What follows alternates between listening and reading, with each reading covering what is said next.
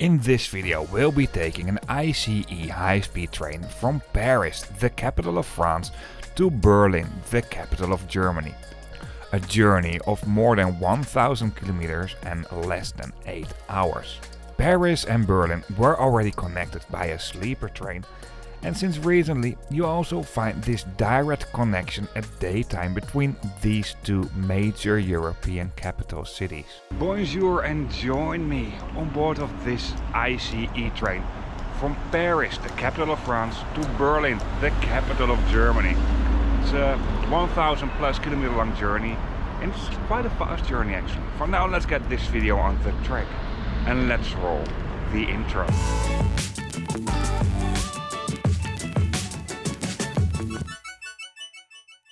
The day before I arrived in Paris with this Ouigo Classique, the kind of a low budget train between Brussels and Paris. I took it from the railway station of Mons, so there is a video on that and I'm not going to dig in that for now.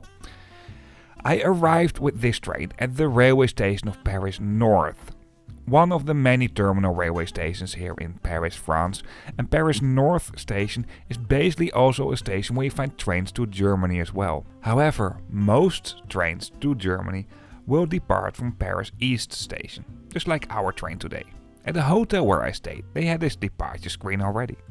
The hotel situation here is a bit confusing, basically two hotels with almost the identical name and also the same brand. Well, it's right next to Paris East station, this is where it's all about. At the front of the station you do find quite a lot of bus stops actually. This is better organized than in Paris North station, where I mainly arrive if I go to Paris. If you haven't heard from my accent yet, I'm from the Netherlands. Paris North station and Paris East station are really close to each other. It's a walkable distance, maybe 5 minutes or so. But if you want, you can also take the undergrounds. What doesn't make a whole lot of sense actually.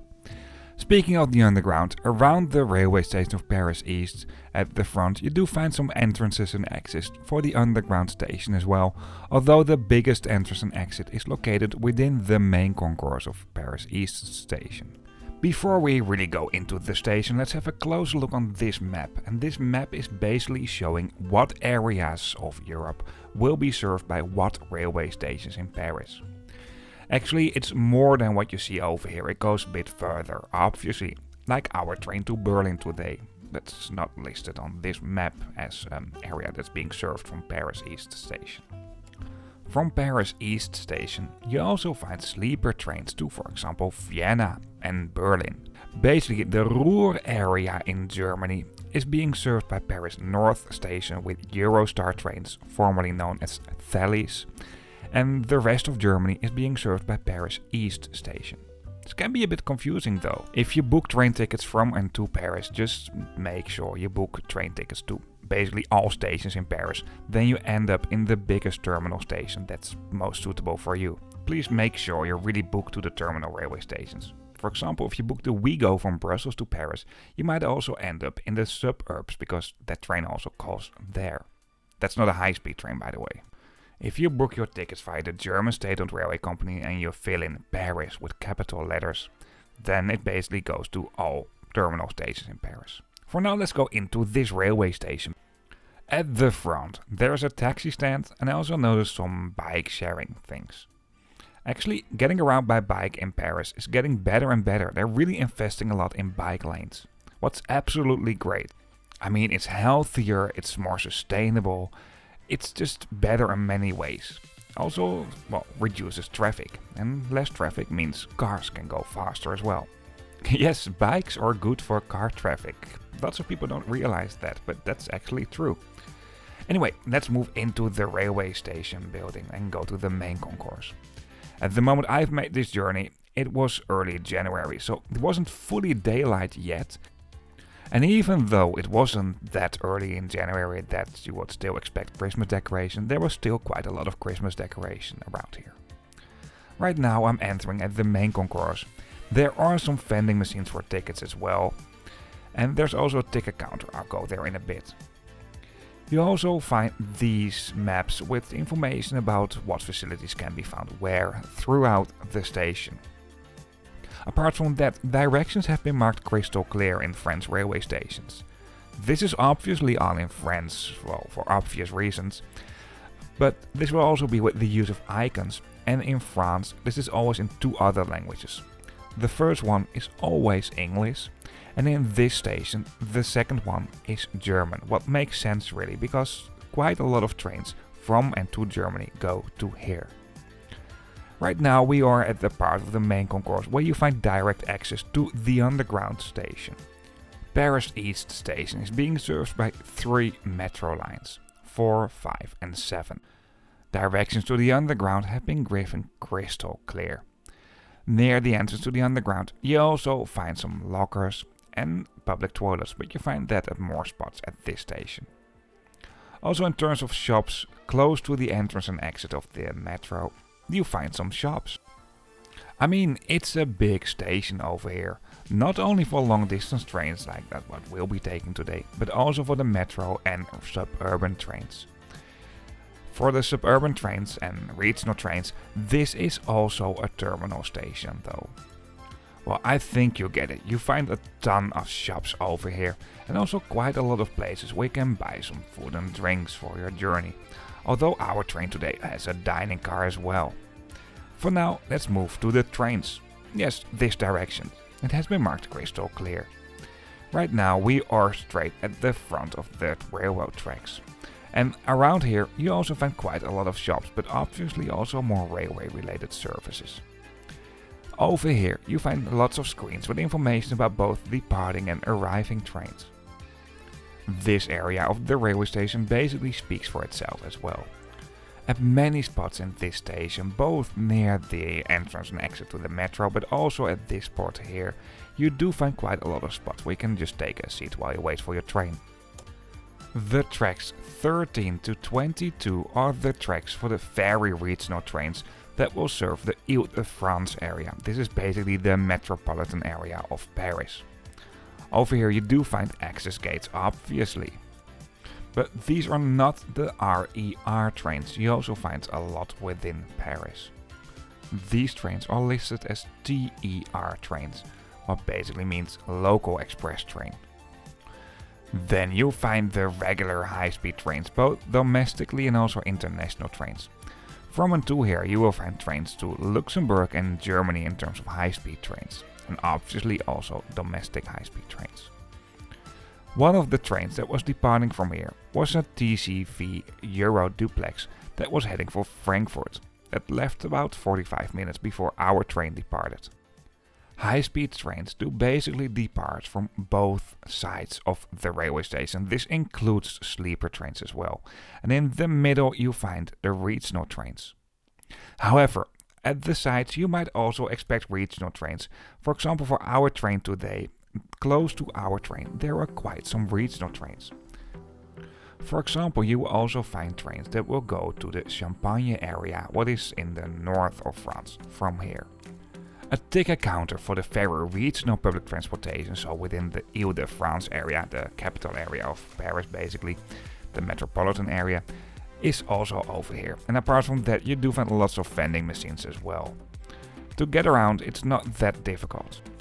Even though the platform number of my train today wasn't listed yet, there is only one German ICE train at the entire railway station, so it's easy to know where it departs from.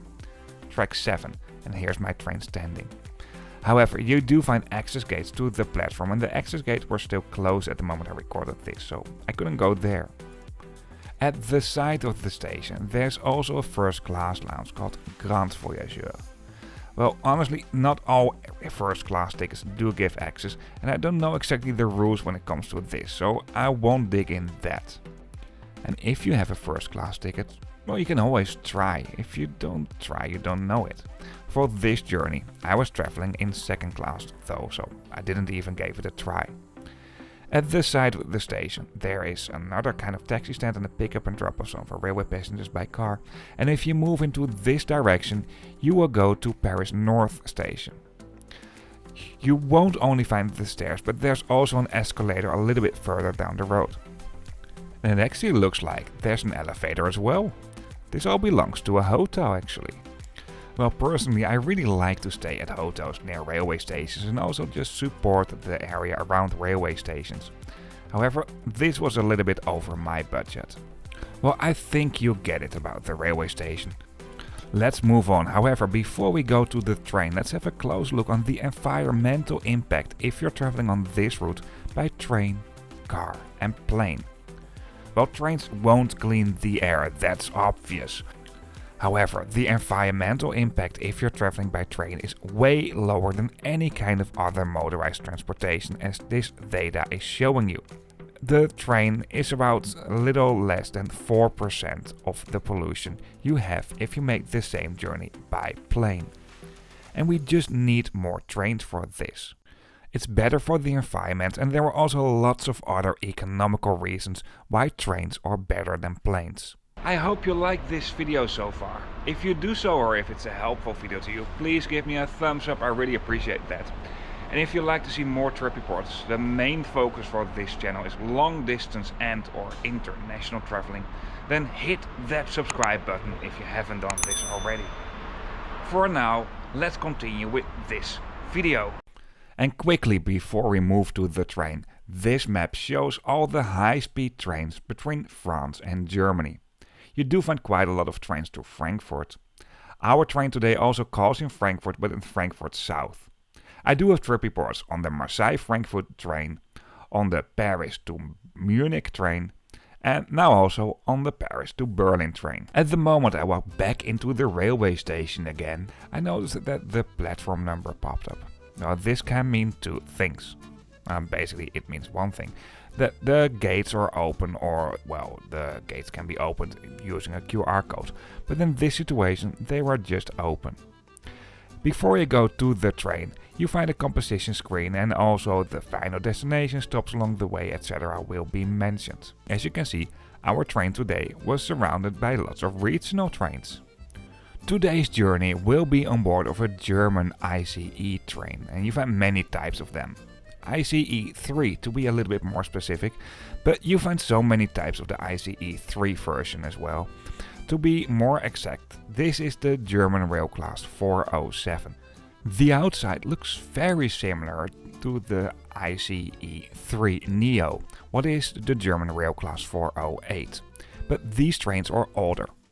These specific trains have been constructed between 2010 and 2012 and entered service in 2013 for the first time. Since 2015, these trains will be used for their services between France and Germany. You will also find French trains on these routes. Anyway, at the outside, the classes have been marked crystal clear with the numbers 1 and 2.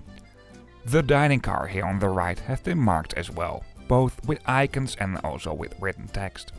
And basic facilities about what can be found where has also been displayed at the side with icons, like for example the wheelchair, the knife and fork for the dining car, and over here the family area. Displays at the door do host more detailed route information, but it wasn't fully working yet when I recorded this. At the side of the train, at the doors, but also at the ends of the carriages, the seat numbers have been mentioned as well, so you know what seat numbers can be entered best if you have a seat in that specific carriage, so to avoid congestion within the train.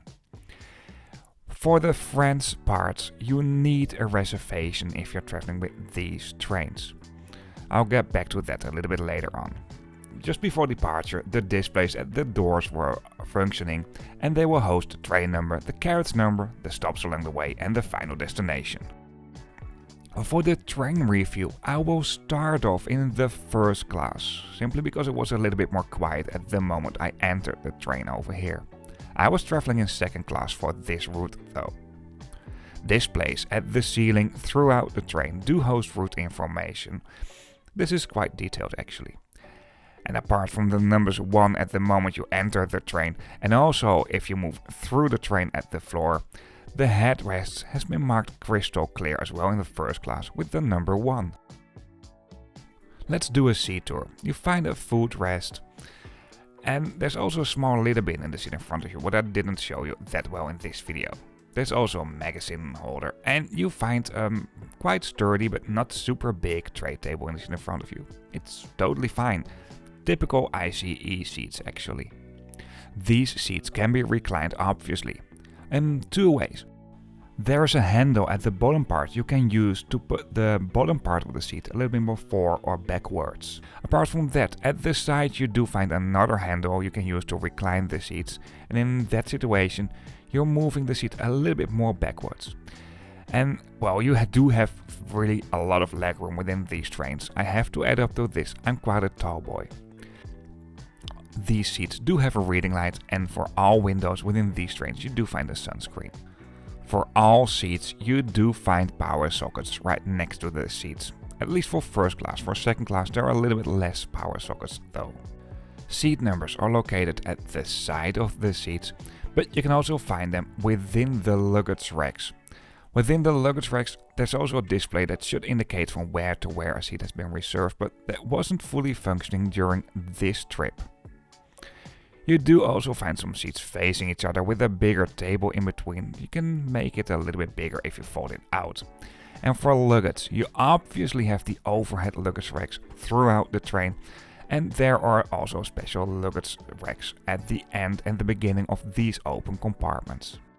First class has also been extra mentioned with these stripes at the moment you walk through the train. I really like to film in empty trains, and I really do my best to film in trains so they're as empty as possible. However, at the moment lots of people are moving in, trying to find their spot, putting their luggage in their luggage racks.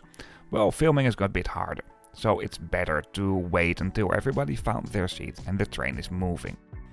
Today's train was not super busy though, it was well occupied. Now for now let's move on and let me show you the train. This is the standard class or second class, which comes in a 2x2 configuration, unlike first class that comes in a 2x1 configuration. These trains are different than the ICE 3 Neo trains. You can see this already on the inside. For example, there are no bike spots on board of these trains. Just like in first class, screens at the ceiling but also at the vestibules do host route information. For luggage, you obviously find the overhead luggage racks throughout the train. However, this is a long distance train and it's made for people traveling with lots of luggage. So also within the compartments and at the end of the compartments there are quite a lot of dedicated luggage racks. Most seats do come in an airline style composition, but you also find some seats facing each other. In second class you do find a big and sturdy table between the seats. And at the side there's a very small litter bin. Information about what facilities are where in the train are marked as well. So the dining car this way. You do find mainly airline style seats in standard class or second class, but there are some seats facing each other. For now, let's do a toilet review. I mean, no train tour is complete without showing you the toilets. And these are the regular toilets you find most on board of these trains. Nothing really special actually. So for now, let's move on. Most importantly, during my trip, they worked and it was clean. Litter bins also to recycle your waste are located at the vestibules. And by recycling, traveling by train is even more sustainable. The doors, at the moment you walk through the train, do open automatically. What's way easier and also a bit more hygienic for obvious reasons. Within most ICE trains there are some smaller compartments, not a lot though. Even in the newest ICE 3 Neo trains there are some compartments for traveling with young children. But over here it's in the open carriage. The tables here are a little bit more playful as well, and let it be no surprise that this is not within a silent area. You do find silent areas, mobile phone allowed areas, etc. within these trains, what is also very useful. The children area has been marked crystal clear, and pretty much anything. And the area here is really especially for traveling with very little kids. Let it be no surprise that if you're traveling with little kids, you might need some extra space for a buggy for example. And you will find that over here at the side. My seat today wasn't too far away from here either, it was in the same carriage, so let me give you a seat tour now we're here anyway. Just like first class, at the side you do find a handle you can use to recline the seats, and you also find the same handle for reclining the lower part of the seat right under the seat, so you can recline them in two ways. The amount of legroom is very generous. It's definitely good enough for a train journey of around 7.5 hours. There's a sturdy tray table in the seat in front of you. There's no footrest here though, and just like everywhere, the windows do have sunscreens, and the coat hangers are located at the side. Over here you find the seat numbers as well, then you also find it at the side of the seats, and here there should be a display indicating from where to where a seat has been reserved. At the other side of the same carriage you will find the disabled area on board this train. And here on the left you find the staff area. The area for disabled passengers is rather big actually. And at the moment there are no wheelchairs, just like basically anywhere. You will find a lot of suitcases over there. Then you find the bigger toilet that's also accessible. The stickers were saying only for people with children or in a wheelchair, but in Dutch and in French it was saying preferably for people traveling in a wheelchair or, who are traveling with a baby. I can imagine that they want to use these toilets as little as possible for other people, because if this one is out of order, people in a wheelchair might have a little problem. Obviously you find support bars in this toilet, and you can also use this as a diaper changing facility. Now let's move on to maybe my favorite part of the train, and that is the dining car. There's a small counter for orders you can pick up there and go to your seat, and then you find this area over here, where you can just enjoy food that's being served at your seat. At the moment I've made this journey, there was no real cutlery, so it was all being put in these disposable things, and also the menu selection was very limited. More than half wasn't there, but it's really a pity because German dining cars are nice. At the vestibules you will find some basic maps of the carriages and also safety information. Free Wi-Fi is available on board of these trains. If you go to the website iceportal.de, at the moment you're connected, you get out at kind of entertainment and infotainment system, where you can find the menu of the dining car, some magazines, newspapers, and this is also available in multiple languages. This includes a live map of where we are, for example, and the current speed. As you can see, at this moment we went 297 km per hour. What is not the fastest during this ride actually. Before I show you the views from the train, let's take another look at the route for today. Our train goes first to Strasbourg in France. From there on we'll go to Karlsruhe, Frankfurt Sud, so this train doesn't go at Frankfurt main station. And we'll go to Berlin Spandau, Berlin Hauptbahnhof, what's Berlin main station, and then to Berlin Ostbahnhof, so Berlin East station. Well, for now something about ticket fares. For these trains you do find basically two different ticket fares. If I purely look at this train, you do have the French and the German ticket fares. However, via the French state-owned railway company, I can book to any railway station in France. And the same thing for the German state-owned railway company, I can book to any station in Germany. So I want to book a ticket from a smaller station in France to a smaller station in Germany. That's not ideal. Therefore, I personally really prefer Trainline, because they combine all these booking systems, and actually that just really runs smoothly. You can find a link to Trainline in the description of this video. However, something you need to take in account. If I book train tickets from, for example, from the Netherlands to Austria, or from Austria to Poland or whatever, I can book this via the German state-owned railway company and get their promotional fares. This doesn't work if I cross two borders and I'm going to France. So there I always need to split my tickets to have these promotional fares. My final destination today was in Poland, just across the border though, but if I booked a train ticket via the German state-owned railway company from there to Paris, I just only get the full fare. What's not really fair. If you're going to split your ticket, please do this wisely, because, well, if you have a tight connection or you miss a connection, you might lose your passenger rights as well, so I don't want this to happen to you. I mean, I'm a geek, and especially when it comes out to train tickets and traveling by train. I don't know that much about train models and train numbers and so, but the train ticket part is the part I like. I like traveling basically. But once again, if you use Trainline for 98% of all passengers, that works totally fine for this route. And you get the best fares because they will use in the backend of their website both booking systems. If you're traveling with the use of Interrail or Eurail, you can do this as well. However, a reservation for these trains is obligated for the French part. You can make these reservations via the website of Rail Europe. I did this as well.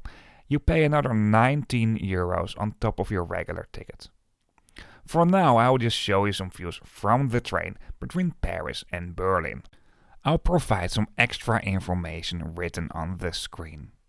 For now, just sit back, relax, and enjoy the views from the train, and I'll get back to you at the very end of this video.